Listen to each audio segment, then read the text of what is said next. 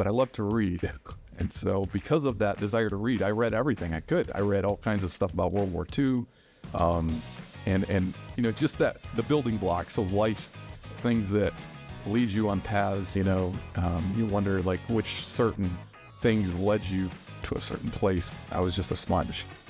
They gave me an opportunity. I'm like asking questions. I'm doing whatever I could to learn. You realize at some point you're looking at it and like, why am I not doing this myself? And that started the ball rolling quickly toward, I need to work for myself. So Jeff, thanks for joining in today's conversation and coming on to the Engineered Success podcast. I've been looking forward to the chance to sit down with you, chat. I know I've heard a little bit of your story, but excited to dive a little bit deeper, work through kind of some of the different seasons in your life, some of the different opportunities that you've had, and then ending with your definition of success. Before I do that, in preparation for this conversation, I just kind of was sitting down, just thinking through what I know about you, some of the conversations we've had in the past. You've been very transparent and very honest with a lot of the conversations that we've had, and I've really appreciated a lot of that. And I wrote down some of the words, and I haven't done this before, but like a lot of words just started to pop into my mind when I was thinking about Jeff in a very positive way. So I wanted to read some of the words that and kind of quick phrases that kind of came to mind. So family focused. You might agree or disagree with these, and we'll dive deeper into it, but hopefully that first one. Yes. Christ first, hardworking, dedicated, results-driven, empathetic, high integrity, and resilient are a few of the words that kind of came to mind. So I'm excited to dive a little bit deeper into, your story and how we got to a point where those are some of the first words that come to mind when I think about you and kind of what you're doing. So take me back to where the story began for you, Jeff. How were you raised, and kind of where were you born? And tell me a little bit about those first years for you. Yeah. Well, thanks, Stephen. Appreciate you having me here. Yeah. Being a part of this. And I'd have to think through a lot of things regarding you and my interactions. I hadn't really processed that. It's interesting to have that very humbling to hear someone express that about what they see and who I am and how I do things. So I am a missionary kid.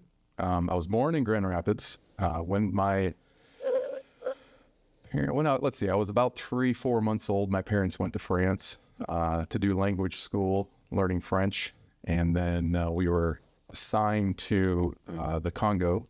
At the time it was called Zaire. And we lived there in the middle of nowhere in the bush for a few years. My sister was born there in our home. From there, we moved on to Cameroon, where we lived for 7 years. Both of these places were, out in the rural areas. And so my experience was much like living in a very rural, far from city.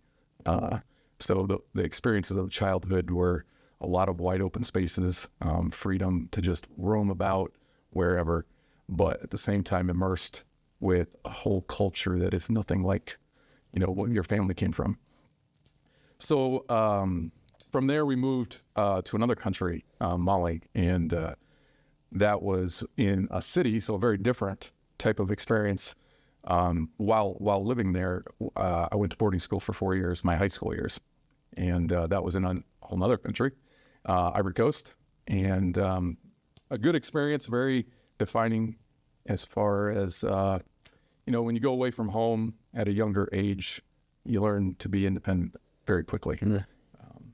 And so all of these experiences were things people would ask me about when I came back from that time in Africa.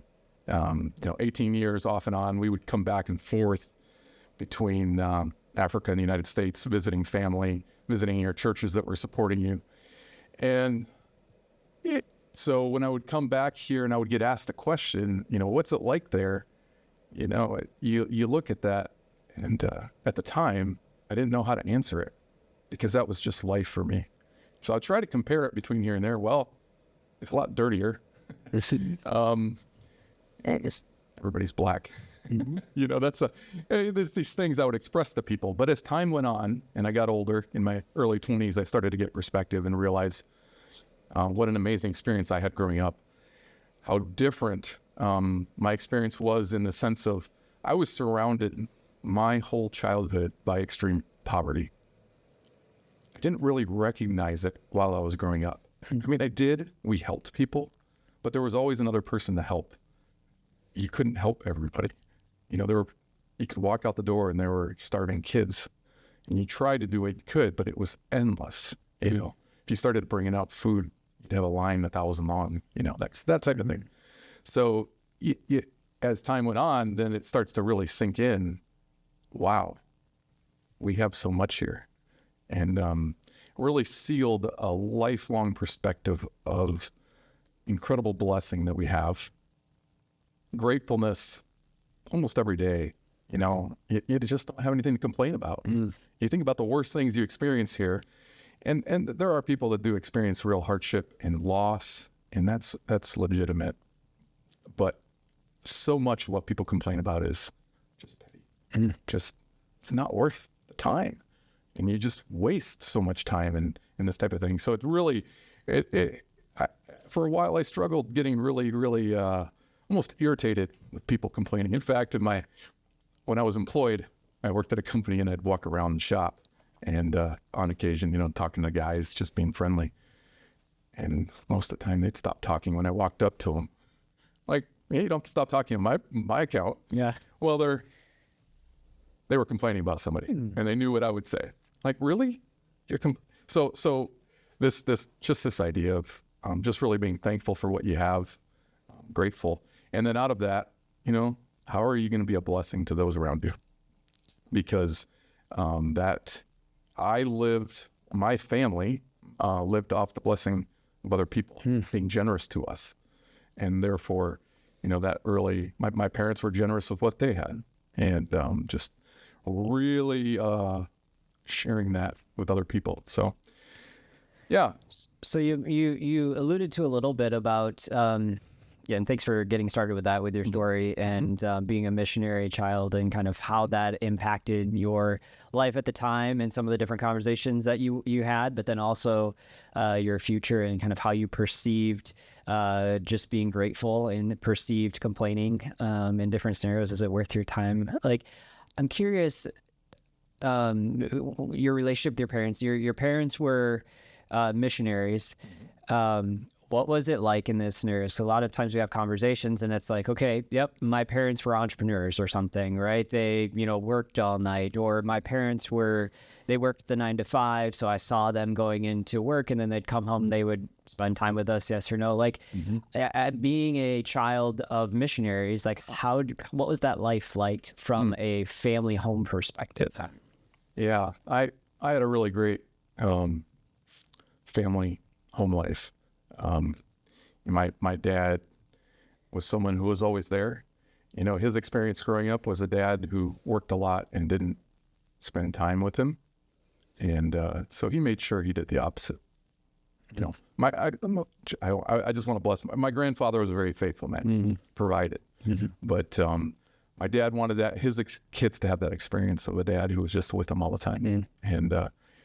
And so my mom and dad, with the mission work, my dad was a pilot. And so flying around people, flying food, sometimes flying animals, which is interesting. But just, meeting needs, in the places we were, a lot of medical type situations. But he was usually home in the evening and spend time with us playing games, reading, taught me how to play baseball. So, even though out there everything is football, with your feet, soccer, and so just a lot of time spent together. My mom homeschooled me for the first 5 years of my life, and then in the places we were at, there were schools until, as I said before, the high school. I went to boarding school.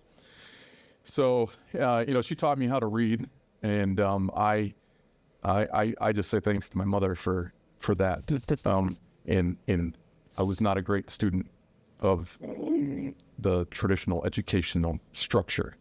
It doesn't fit who I am. And I struggled all my life in that format. But I love to read.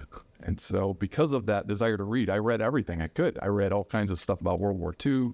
And just the building blocks of life, things that lead you on paths, you wonder like which certain things led you to a certain place, but I was willing to learn on my own. And a big part of that was understanding things through my reading. And so the time spent, I back to, as a family, it was just really wonderful. And what was modeled to us, whether through being generous to people or faith is a big part of my life. My parents trusted God their lives. They went out on the mission field. That's a big change. You leave your family when you do that. So you learn that kind of sacrifice, which can be a hard thing. And then, just modeling that in your daily life, being willing to sacrifice things, having good character. And so I'm just really thankful for that experience growing up because, I've carried that.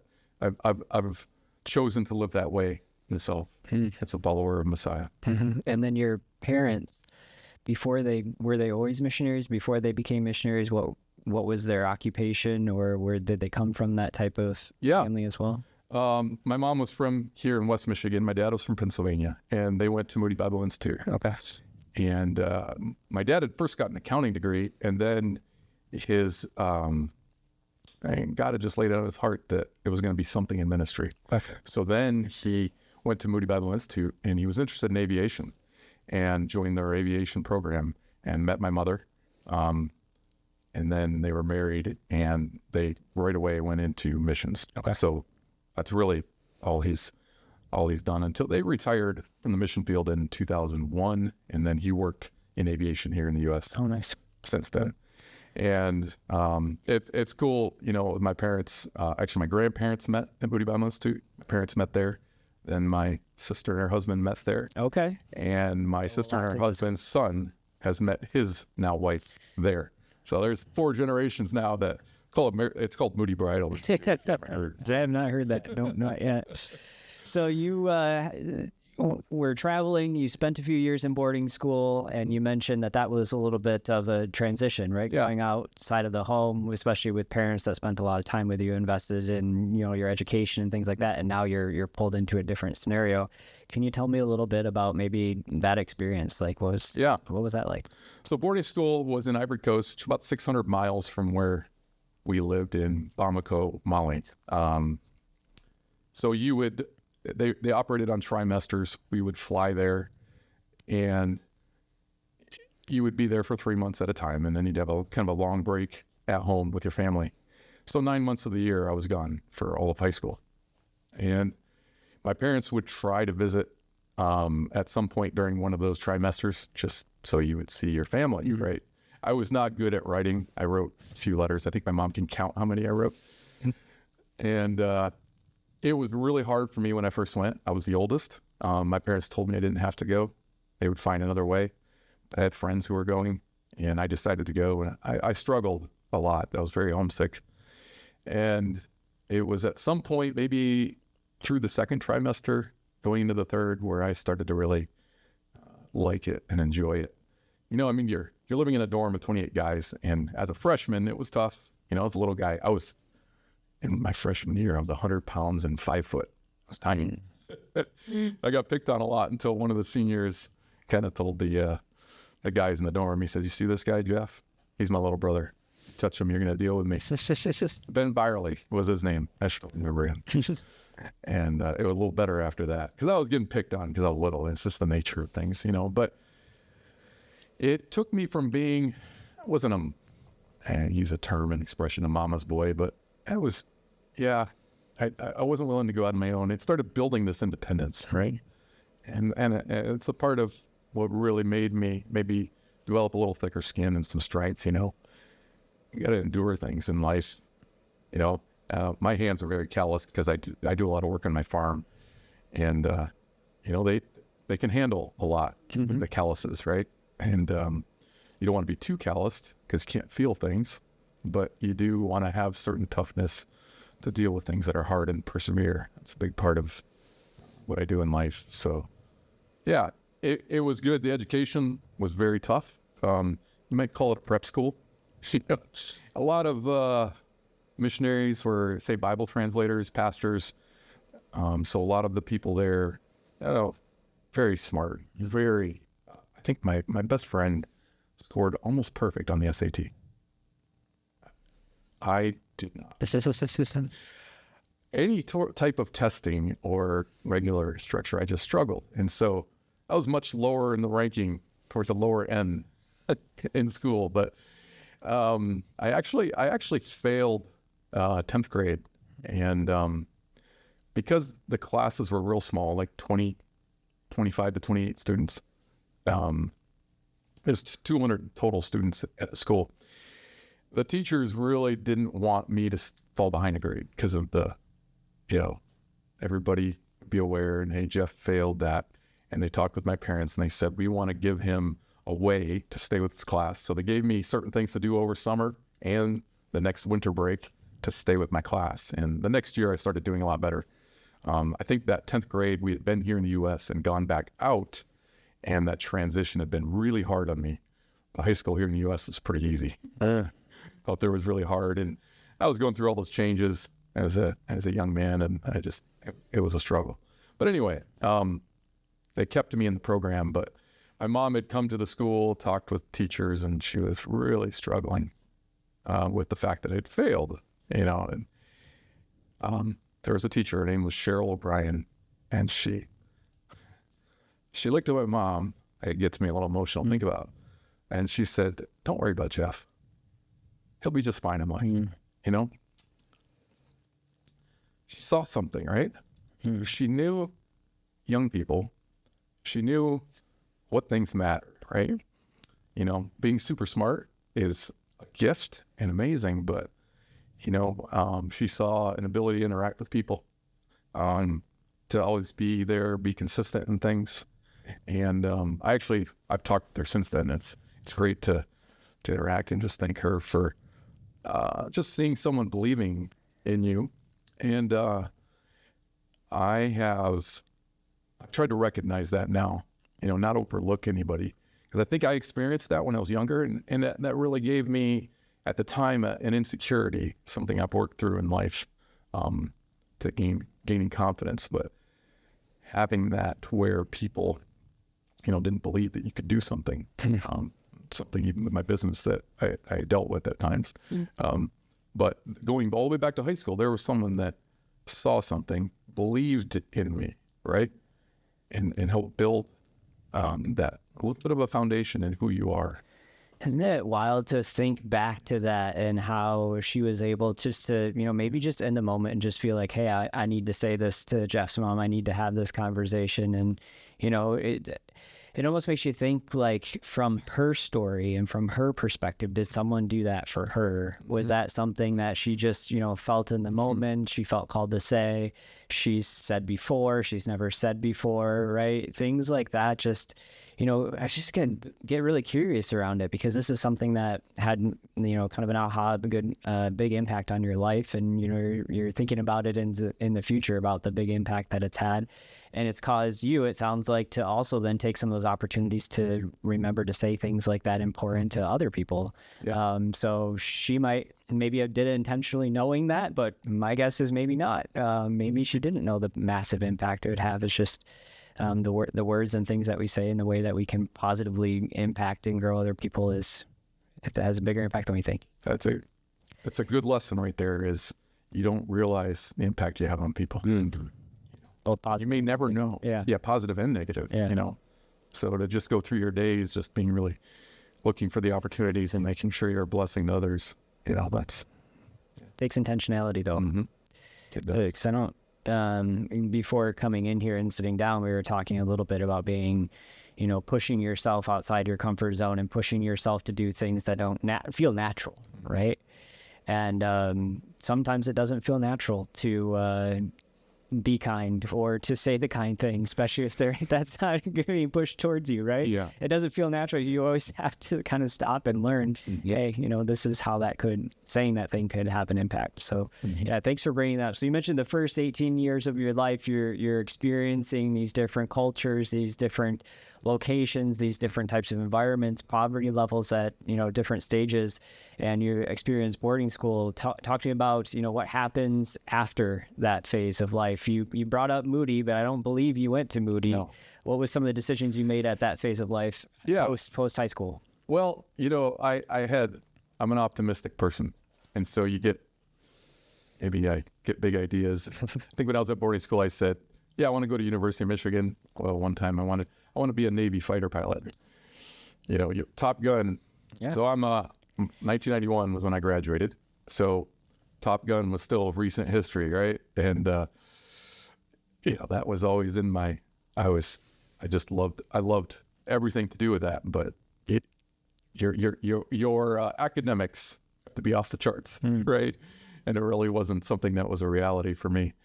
So I had these ideas, but when I was here in the United States, when I was 10th grade, I was at East Kentwood High School, and I took a mechanical drafting class on the old tables, drawing out designs, and I excelled at it. The teacher talked to my parents, like, he's got a natural talent for this. So we were here for 6 months, went back to Africa. Their boarding school, there was no options for anything like that. And so I didn't get to pursue that. I graduated high school, worked for a year in Africa at the U.S. Embassy in the country we lived in. And then I came back and went to community college here in town in Grand Rapids and decided to study architecture. I always loved buildings. I loved how they were built. And I thought, this might be a good fit, and I'll get to draw like what I did when I was in school, not realizing I really had more of a bent toward the mechanical side, not the architecture. But I did that for 2 years. And as I was doing that, I remember some of the guys, just watching them really get into the drafting and creating these buildings, and I wasn't that passionate about it. I was doing it, and I was enjoying it. And right at that time, they were getting computers, AutoCAD, and I had actually a mechanical drafting class. Mr. Bjornsa was the teacher, and I took that, and I really took to it quickly, and I liked it. I thought, this is really interesting. Well, I started dating a girl, and she was in Minnesota, and I decided to go to school there. She was there, and I didn't want to do architecture anymore, so I switched to computer science because I was good with computers, and got there. Long story short, figured out, nope, this is not for me. Computer science is not my thing. The relationship didn't work out, and I didn't continue going to college after that. I'm spending a lot of money on school. I'm kind of floundering around, and so I got a job that next summer working for my mom's cousin, and he had an injection molding facility, very small, 2 machines, and started helping him run parts, and then he started teaching me how to process molds. So essentially became a mold technician, did that for about 1.5 years, almost 2 years. And in the process of that, really got to understand, plastics, how a mold was built. It was connected with another business called Klein Die Engravers. And I would go over there and learn how to actually run mills and Bridgeports, machining different parts. So right there was my first taste into some kind of manufacturing. So in that first taste, were you put on some type of intentional training path where they're saying, okay, we want to take you from technician, up this path so that you can learn the different skills that you need to become what you want to become? Was it just genuine curiosity that drove you into going to the different departments and learning about the different aspects of the business? So when I started there, it was more of a summer job. Okay. So I'm really just running parts, but I took to it very quickly.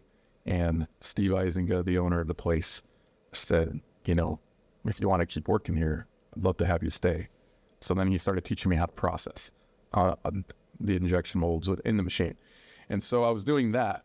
And then at different times when we were slower, because the two different businesses were connected, I would go work in the other business. And if I had wanted to become a die maker, they would have put me through an apprenticeship program to develop that skill. But I was still doing a lot with the injection molding. So I kind of just dabbled. It wasn't anything specific. But I think what people would see when I would interact with them was I was just a sponge. They gave me an opportunity. I'm like asking questions. I'm doing whatever I could to learn. And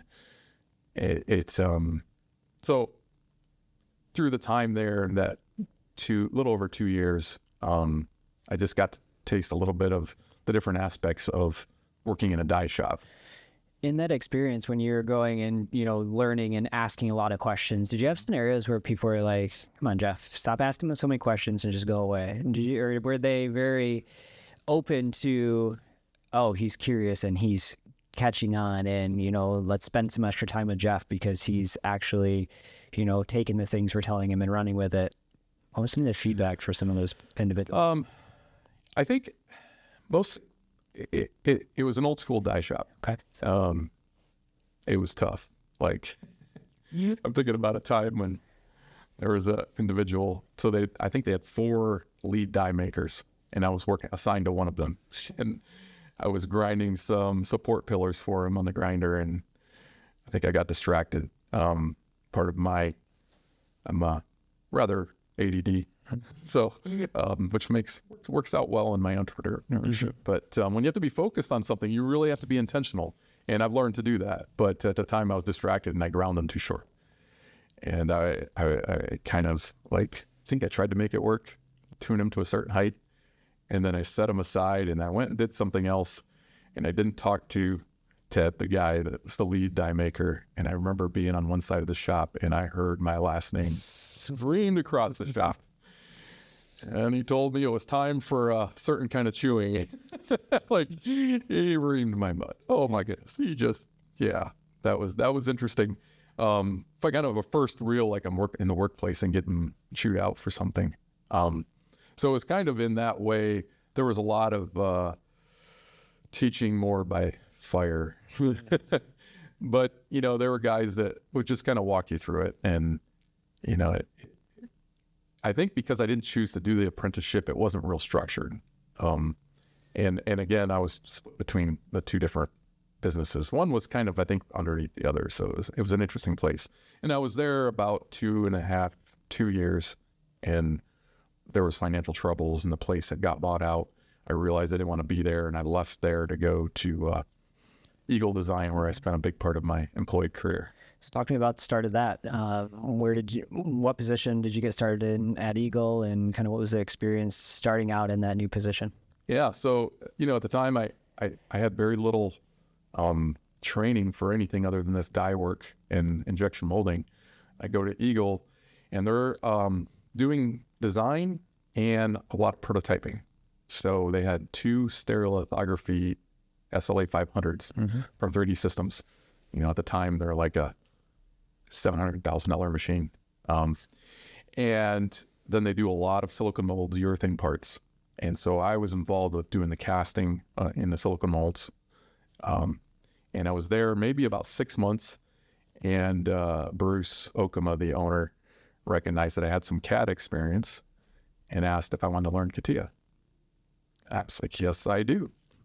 So he taught me CATIA, and he was an incredible surface modeler. He was actually an artist, graduated from Calvin College, and just gave him an incredible gift for that. But he gave me the first real opportunity. Like, we were running Unix, big old Unix boxes, right? Huge monitor, the CRT glass tubes, right? And it was interesting because we had to run Unix. I'm now doing some design. I had computer skills from just always working on different things.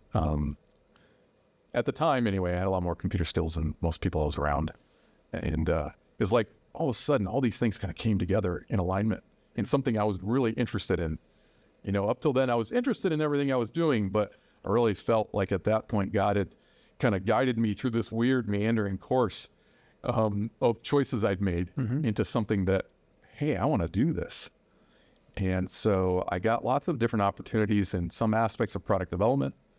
I knew injection molds, so some injection mold design, started to refine that. And then Bruce asked me one day if I wanted to run the SLA lab. And so at that point, I started doing a lot of quoting. At the time, Prince Corporation was around, and I'm running the SLA lab every Friday at about 3 o'clock. I'd hear from Prince. They'd want some door panels built over the weekend. I was single. I'd work till 8 p.m. at night. I ran those machines. I took great pride in making sure those machines ran 24 hours a day. I had an Excel sheet, and I remember 1 year or 1 month, I get like 97% uptime on that SLA machine. I'd come in at 2 a.m. I lived like 35 minutes away, and I'd come and change it over just because I wanted to make sure I didn't lose a minute. And at that phase, you mentioned you were single. How old were you? 23. 23. And what were some of the main drive? Like, why would you get in at 2 o'clock in the morning? Why did you care about the uptime? Was it financial driven? Was it just something that you had, some type of goal that you had in mind and you had to hit it? Like, what was driving you to achieve at that level? It's very interesting to think about having done that, and I was doing it for someone else, right? I got paid overtime, so there's some financial reward there, but I gave a lot, and I guess it's just how I do things. I do it 110%. I can't dial back on anything. Everything I'm doing now, my family sometimes like, Dad, you just need to settle down sometimes. It's worth doing it all. It's worth doing right. And I remember one of the guys I worked with said, why do you do everything? And you do that, and then you're just going to get asked to do more. And I looked at him and I was like, don't you want to have great I'm so satisfied by solving every problem that comes along, right? The satisfaction you get from fixing things, from making things right with people when they have a challenge. I can help you. I think people miss out on so much opportunity in life, and then people start to notice that. Where do you think you learned that type of satisfaction in your work and satisfaction in seeing things become what they could with the effort that you put into things? Is it something that you feel like comes from the way you were raised in your past, something that you observed in someone else in your life that they did it that way? Can you pinpoint it? I can't really pinpoint it. I would definitely, here's personality types. One of the things I absolutely love in life is to build and create things. Just really driven to build something. And I still, as a young adult, played with Legos, or my brother and I every Christmas would buy a Lego set for each other. And then we'd build them together. Finally, we're like, okay, we need to stop this. I think we're 28, 29 years old. But it's just now. we loved doing it together, and it was nostalgic then. And you're building something, but then, it moved on into building more, complex things maybe. And there weren't things around then like Arduino and all the things you can do now that let you connect so much. Someone who maybe doesn't have that much skill can do a lot now with what's available to them. But I think, the consistency shown by my parents, always helping people. If there was a need, my mom and dad would meet it. So there's that theme, right? Mm-hmm. As I go into a workplace, it's like you apply that. There's a need. There's a problem. I'm going to fix that. I'm going to help. I'm going to jump in. Yeah. And so I hope, I really hope when my children that they can, they see it, and I see them starting to do it. Yeah. As they're getting older. That's encouraging to me. Oh, yeah. Thanks for connecting that together. So I was curious how that played a role in the way that you do your work today. And it's obvious that it does. And as you think about those, first couple of years at Eagle, you're managing the lab, you're achieving, high levels of productivity within the organization. How did everything else roll out at that organization and through that phase of your career? Moving on to where I am today. Yeah. There I'm doing everything is kind of more related to design in the prototyping phase through. Well, it wasn't called 3D printing then, but that's what we were doing. I was doing it. I tell my son, we have a 3D printer at home, and he's printing the daylights out of that machine. I think he's worn out a couple print heads already, and he's all talking all this stuff, and it breaks, and then he's like, "Dad, I think I want to get a different one because this one's, it's messing up all the time." Yeah. I'm like, "Son, I used to run a $750,000 3D printer. Yeah. It did the same thing. Yeah. It breaks, it messes up, and then it's an expensive mess up. $800 a gallon resin, So anyway, working in that environment, I moved on from there and worked for a friend in a tool making business and learned how to program CNC machines. Yeah. And I did that for about 4 years. That business folded, went to another place, and kind of moved through a series of shops. Some of them, sometimes the management structure just wasn't a good fit. It was too chaotic. But I got to run machines at one of the places I worked at. And I'm running my programs. And these programs are crap. Yeah. And I realized, I've been programming for 4 years and I don't know how to program. Because now I'm running my programs and I'm getting the instant feedback. This is not how you program. And, before I was always receiving it from someone, and communication was a barrier to get good feedback. And so I really learned to program much, much better. At that point, went to a fixture and gauge shop and worked more in the design of fixtures and gauges. And then I went back to my employer, Eagle Design, for about 7 years, and I managed their machining area during that time. And it was during that time when, you realize at some point you're looking at it and why am I not doing this myself? And that started the ball rolling quickly toward, I need to work for myself. So that was the first time that you had that thought, or has it been things in kind of the back of your mind, throughout those other careers as well? That's a really good question. I grew up in a family where entrepreneurship was never mentioned. Didn't have any family members who were business people, who owned a business. So the even concept of it wasn't on the horizon. No one ever even suggested it as a possibility. I had a distant relative that owned a store up in the UP. And so we went to Uncle Bob's, and he was fun. And I remember it was interesting, but that didn't sink in hey, that's something you could do. You could have a business for yourself. The benefits, the challenges, all those things, no one's ever communicated that or have an understanding. And so in my college years, I was mowing lawns for my grandfather, I think a neighbor, and then a couple of single ladies in their home. I would actually take my grandpa's lawnmower, fold it up, put it in my Honda Civic, drive over there, mow, and bring it back. And I'm working at a packaging plant, factory, doing some pretty basic work. And I'm thinking to myself, man, if I had 10 or 15 lawns, I wouldn't need to work here. And then I just drive around and mow lawns. This would be great. I talked to a few people about it, and they talked me out of it. I just think about that. Why did they talk me out of it? And I think there's an aspect of, there were certain things, maybe they didn't think I could do it, or maybe I talked to the wrong people. They're pointing out all the negatives, because there are negatives. There's negatives to the business I'm doing right now, and I learned to balance that, to work through those challenges. But that's kind of one of the first times where I had a thought about a business. And as I went through college, little things would come up, and I'm like, but nothing ever really came together. Didn't have anybody really talking to me about it or encouraging or mentoring me on that. So shortly after I was married, I was really into doing video editing.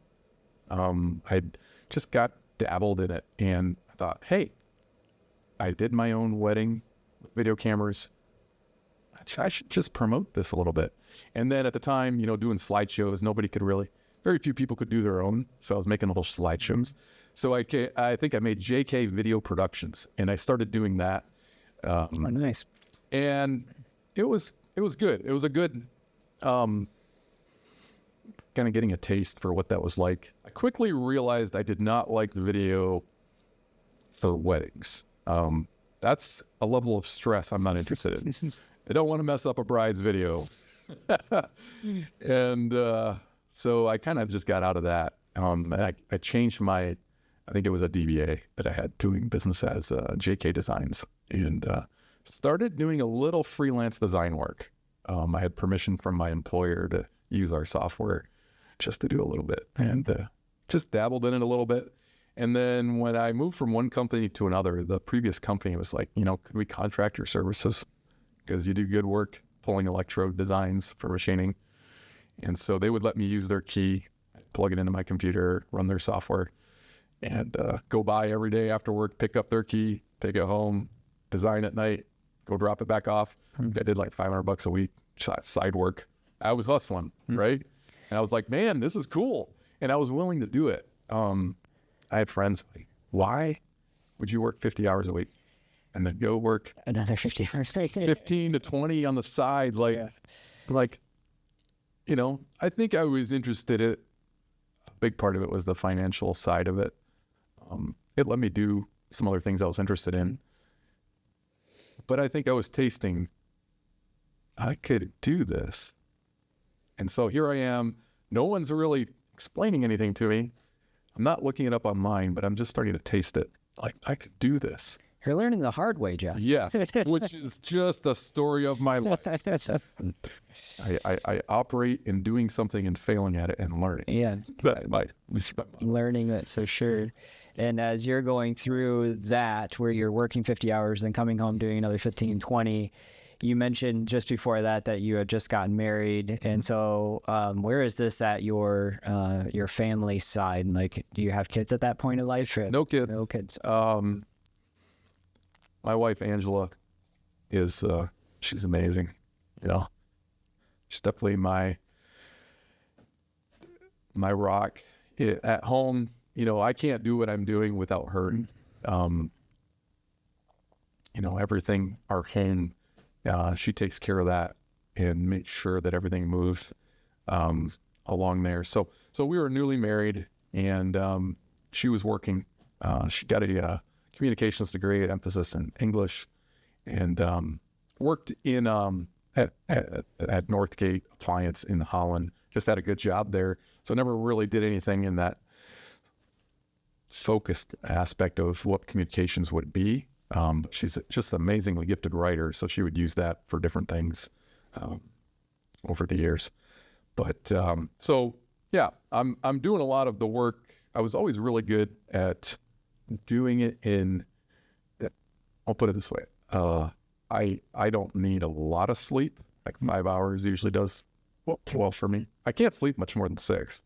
So even now, most of the time I can get away with 6 hours. And so I would do stuff after she went to bed sometimes, like stay up wee hours of the night, or get up early and work on it. Or she worked Saturdays, I would work all day Saturday on something. And so they're trying to find a balance there so that I wasn't taking away too much from family time. And then I would get a big job, and you make hay when the sun shines. So there was an aspect of that. And she knew that was a big part of who I am. I want to do this hustle. And we had talked about some future dreams of things we wanted to do, which shifted a little bit over time, but there was always these steps to get there. Well, that would take, it would take more than what I was able to do. I mean, from a financial level, working, being employed. So eventually leading us to where we have a farm that we live on now. And so that took a kind of hustle to get there. So as my side hustle is growing, I think in 2011, I actually set up my business. And I did have, at that point, I had 2 kids. Yeah. So I am working on the side after 50 hours a week, working another 10 hours, and I have 2 kids. And it would come and go. I wouldn't say it was 10 hours every week, but I think it was about 3 years I'm working on the side, 3.5, like that, when I started talking to her saying, I want to do this full time. I don't know how to get there. I want to do it full time. And she's pregnant with our 4th. It's like, how would we do that? This is crazy. Like, the walk away from the consistency of a job that pays you every week, the health benefits, with kids, that's huge. And so time goes on, maybe another 6 months, and I've talked to her now and then, and I've been talking to people. So I'm going and I'm interacting with different people to see what kind of opportunities I could have to do machining. And if you build it, they will come. If you get a CNC machine, I'll send you works. But am I going to go buy I spend $150,000 to $200,000 for something I don't have yet? I didn't have any contracts. That was a very hard step. That was challenging. And it was in the summer of 2014. And I had talked to her about it and said, I really want to do this. And I remember coming home from work one day. She's standing in the doorway. The sun was shining in the window. She's standing there. She looks at me. And she said, okay. That's all she said. And I looked at her and I'm like, okay, what? She said, okay, you can buy a CNC machine. I'm like, what? Like, I didn't know what's coming, right? And she obviously been thinking about it. She spent time fasting and praying. Yeah. 2 days, I think. She didn't tell me she was doing that. And about 3 weeks later, I had another friend, older friend, who invested. I gave him 10% of an unbuilt business, which wasn't really fair to him, but he was fine with it. It's just a commitment that I made to him, and he gave me some money. And I cashed in a small retirement plan and bought a machine from Haas, brand new. I wanted a brand new machine because I just needed it to work every day. Yeah. It could have saved money. If I really like Dave Ramsey. In this regard, I didn't follow his advice. He would have said, go buy the used machine. Don't go in debt. And so many businesses will fail in the first 3 years, right? It's that risk. I was at peace with it because my wife was. And my wife, if she's at peace with it, I know God has made her at peace with it, right? Because I trust her completely. So I think that's a big lesson I like to share with people, is that, particularly if you're married, you need to be in sync with your spouse.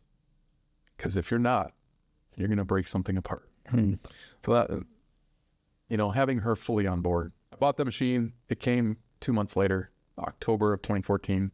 I put it in a friend's place I've been doing some little work for. And I was there about 4 or 5 months and then moved it to where I'm at now. And at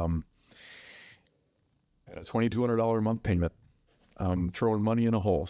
I knew what I was getting into. In fact, before I stepped out, my mom's boss is what was the name of the place in Grand Rapids? Was it Tickets Plus? Tickets Master. It was one of those. Okay. It was based out of Grand Rapids. He was one of the owners of it. Sold out. He's a wealthy man. And he does life planning. So talked to my mom, or I should say my mom talked to me, said, hey, my boss would like to meet with you. I think my parents were a little concerned what I'm about to do. Yeah. And he was willing to give me an abridged version of his life planning session for free. I think it's like $5,000 to do his life planning session. And he gave me the 3-hour free version. He met with me, did personality tests and all these different things that analyze who you are and whatnot. And he summarized it. He's like, oh, you're not who I thought you were. Because my mom had expressed to him that I did design work, I did programming and all these things, right? And he knew that type of role and what that personality type typically is. I do the test. He's like, you're not that kind of personality. She's like, that's what you've been doing most of the time? Like, yeah. He says, you fit being an entrepreneur. Like, I think it was good for my mom, especially, just to see like, oh, he thinks I should be able to do this. And actually was saying, I think you should try it.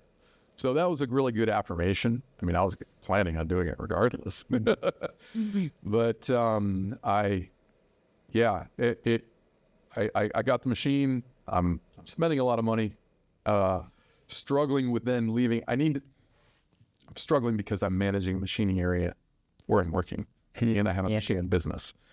And, integrity is a big deal to me.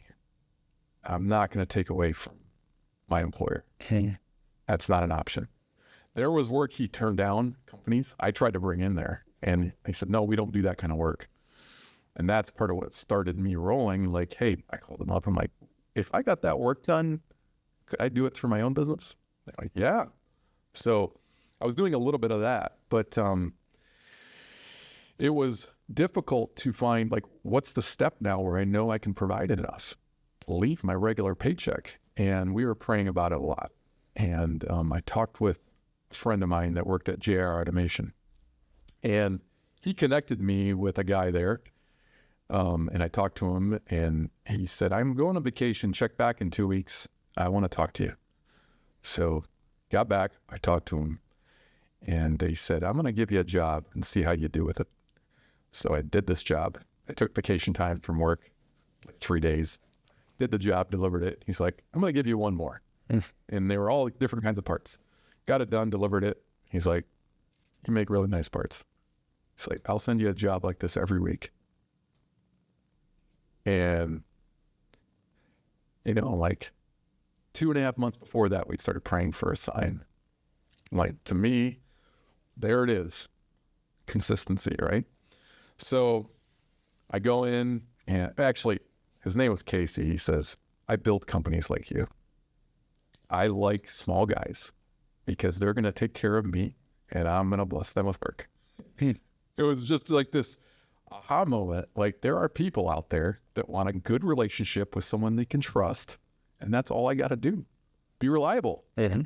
Do what I said I was going to do and makes a product that they like. Like, wow, this is amazing. So I walk into my boss and I tell him and I shake his hand and I tell him, I'm not going to go after any of your customers. I give you my word. And so I left there. I think there was a little bit of tension initially, but they started sending me work. It was great. And I have a good relationship with Bruce. He's mostly retired now. But that's a big lesson too. Like everything you do, just make sure you don't burn that bridge. And so it was a little tough the first couple months, but I think by the third month I was in the black. And at the end of the year, I was doing well. And I've done it just accelerated. Last year was tough. We were profitable, just above. It was just an up and down year, but it was for a lot of people. And really, last year I got a kick in the pants about sales. Puts me in an uncomfortable spot. Like sitting down and doing something, say like this. It's not something I'm necessarily comfortable with. It's different, right? Mm-hmm. But you got to push those limits in all things you do in life. And obviously, great lessons. And obviously you've had a great business, and that's come out of those relationships that you've been able to put in place, those ways that, people talk about each other, and, people know when someone's going to do right by them or not. And obviously this has turned into a scenario where you've been able to gain more business and grow. Yeah. So you started with one CNC. Can you tell me a little bit about where you're at today as far as the company, the equipment, and things like that? Yeah. So I still have that first CNC machine, 2014, came in October. And I don't know how much money I put through that machine, but it could be more than $1.5 million through one machine. Like, it is just run the daylights out of that. And it was about 1.5 years in, I'm like, I could use a second machine. And it's interesting. I believe in doing business models, but so many things in life, I'll approach it differently than what most people do. I'll boil it down to very simple numbers. And a machine for me, if I want to put it on the floor and I'm not paying cash for it and getting a loan from Haas, they really help you out. that way. Will cost me $2,200 a month. So I can easily put $2,200 a month through in a week. Can I put a week's worth of work through that machine? So I'm one guy. I'm like, yeah, I think I can do it. And I ended up doing more than 2 weeks worth of work on that new machine. So very easily cash flowed that machine. That's how I would do my math. I can make this work. Well, very quickly I was pushing the 3 weeks and I'm working a lot more, and okay, this is too much. I need help. It's time to hire someone. And that was a big step, adding payroll, what it's like, it's just a big commitment. And now, because now I'm taking care of someone else, it's not this simple business. I can just do what I want. I can work whenever I want. Now I have to communicate things. I got to make sure I've got the cash flow where I'll be able to pay payroll. He's got family, So we did that he was there about 1.5 years, and I hired the third guy and the fourth guy very closely together, a young guy, and then a guy about my age. And then about another 6 months added a third machine. Sometime after that, hired a full-time designer. I was getting into a little bit of product development, and as I expressed earlier, doing design work. I learned how to do design work. I learned how to program. I understand it. I'm really not that good at all of it. Mainly, I don't focus well long term, right? 8 hours a day, I can't focus like that. I have to work on multiple things. Well, a good designer really is gonna nerd out on that design, right? So, being able to hire a designer, Nate, that works for me, he's really talented, and we were developing a new product with a friend of mine that I'm business partners with on another business, and it's a bow sight product. And so working that out, Nate and I worked together on that, and we're able to get this product to where we want it to be. It took about 1 year. It's such a simple thing when you look at it, but it's amazing how much design goes into 5 parts.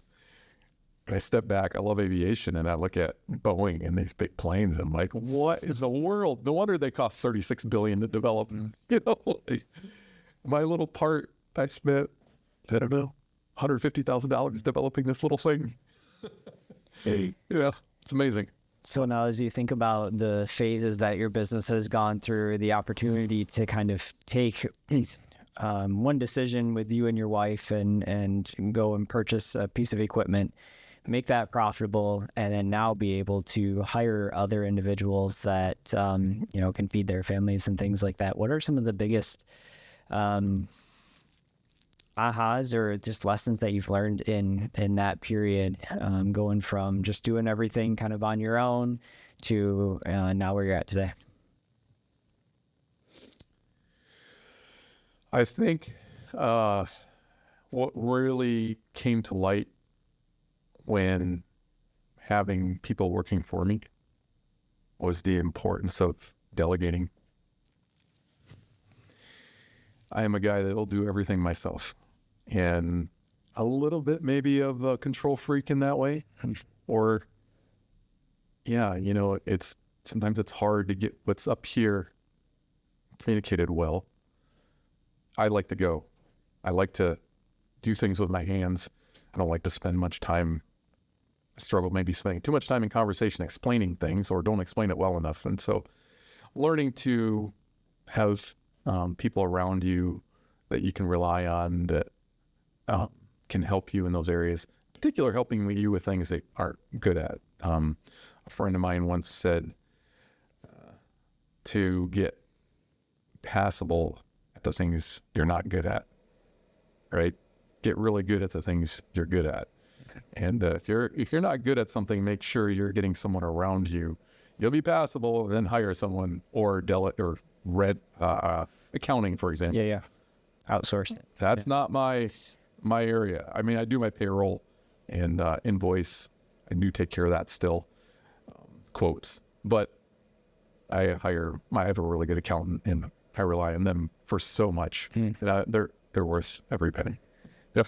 So I think learning to look for those areas where I was not doing well at, that that really came more to light when I had guys working for me. Yeah. And in particular, because of the responsibility I have to them.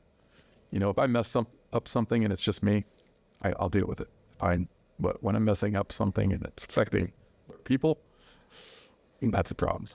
Yeah, I can tell that, and I've known this about you, but I can tell that others are very important to you, the others' families, but including your own family. Yeah. I'd love to, typically I'll ask the question, like, who would you, or if you had the opportunity to say something to yourself when you were younger, what's one piece of advice that you give yourself about your future? But I'd like to have that conversation a little bit differently here, Jeff. And just thinking about your family, what are some of the biggest things that you as a father are prioritizing and instilling in your kids? I feel like we've had some conversations about this and you've done a really good job articulating it, but like, what are some of the things that are important that you're trying to articulate in your kids as you raise them, to become adults?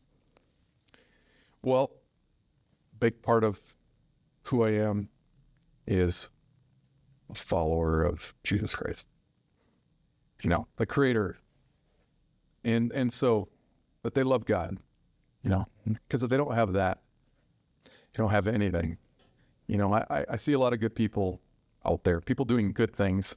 And I see people who maybe don't have faith part of their life doing good things. But there's a different kind of peace that comes when you have a faith in Creator and His Spirit that guides you. And so for my kids, like, just trying to instill in that and show them that to have peace in life, and then out of that comes strength. And as it says in Scripture, through that series of steps, the things you go through, that you'll develop perseverance. And I think being able to model that for them, I'm a man, I fail at things, being able to model that to them, showing them that, I don't give up on things.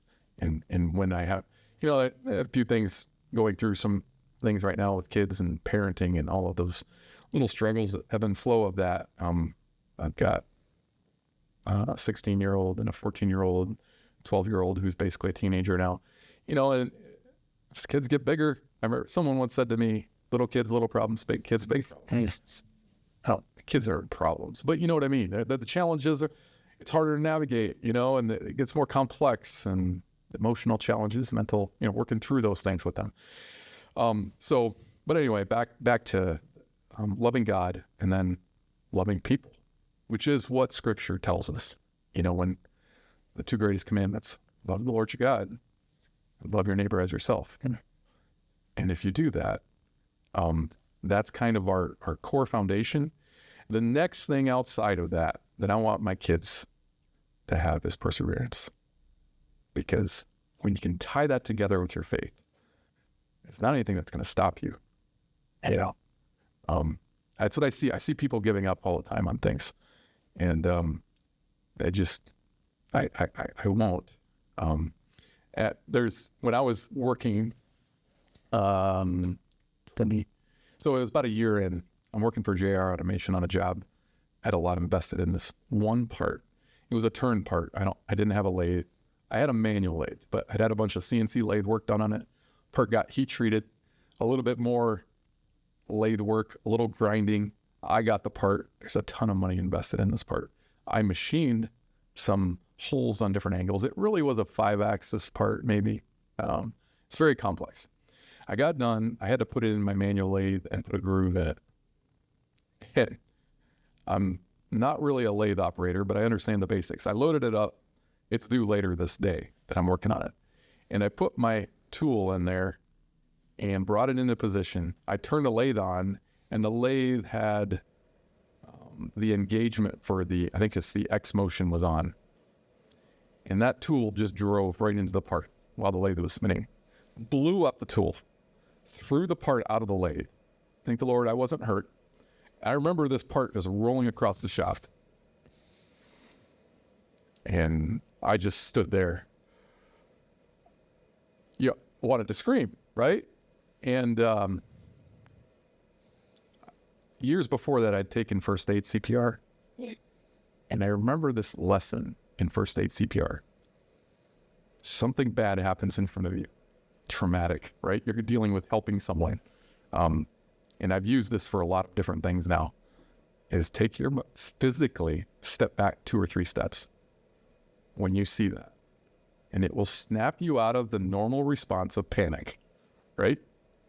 And then your next thing, because you physically step back, you're going to be able to say, I need to do something. Call 911. Go get me blankets. I need hot water. Whatever for that type of situation. Well, I've applied that lesson. Step back, breathe, think. How are you going to solve this? I got a part that's ruined, I pick up the part and look at it. What am I going to do? And maybe I can fix that, clean it up, make it so it's not, it had these weird marks and grooves, and it's a beautiful part, except for that. So JR, the big company, I emailed my contact, and they gave me, so I'll present what you have. And it was a couple hours, and I get an email back. Yeah, what you want to do sounds like that'll work. Why don't you try that? They were willing to work with me. It was weird because it's such a big company. You don't really have a personal relationship. At this point, they've been bought, so they weren't the original JR. They're the investment group from New York. So I did that. I delivered it. I was kind of breathing easier. And it was 2 weeks later, I get a phone call from them. And I'm like, I wonder what this is about. And it was my friend Casey, who had originally been sending me work. He's like, yeah, this engineer came up to me about that part you made. I was like, oh no. He just wants to know how you do such nice work.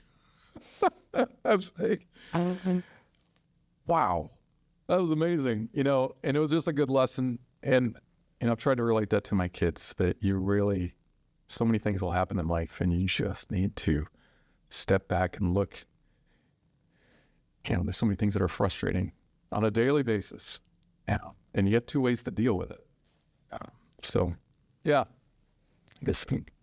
That's a great reminder, and I'm going to remember that story in a lot of different scenarios that, I've experienced, whether, at home or business ownership or things like that. And I know others will that are listening in as well. So thank you so much for sharing. I know that there's a lot of different nuggets to pull out of your story, Jeff, and you've dropped a lot of different values that you have developed over the years. And kind of want to lead to the last question that I have for you today. But again, just really want to thank you for coming on and sharing your story. It's really been great learning more, but then also the different pieces of advice that you've been able to drop along the way. So wrapping up with this, after all that you've been through, after your journey kind of taking you from, the mission field through the journey of starting a new business and all that you've been able to do with your family, how is that? Well, let's do this. What is your definition of success? Well, when I was younger, I probably would have looked at the financial side of it, / the business, being in a stable place. People coming by looking at my business, and I'm like, wow, this is really cool. All set up. We got a nice shop. And looking at, a lot of people, go look at what you see with Hollywood. People define that as success. Most of those people are an empty shell. Like, that's not success. You live in a nice house. Is that success? That's nice, but you leave this world, you leave behind probably a grave marker, if that's what you count as success, right?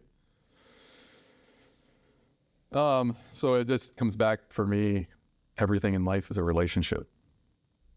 And can I have good relationships with people? And my business has allowed me maybe to do that on a different level.